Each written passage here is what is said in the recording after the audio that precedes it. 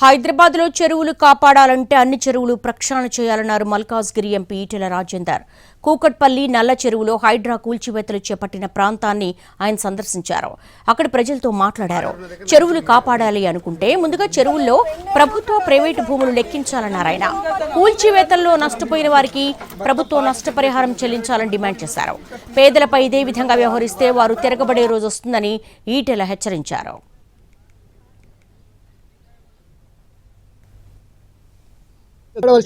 రా నీ భూమి ప్రభుత్వ పరమైన భూమి ఎంత ఉంది, ప్రైవేటు పరమైన భూమి ఎంత ఉంది, కాపాడుద్దా.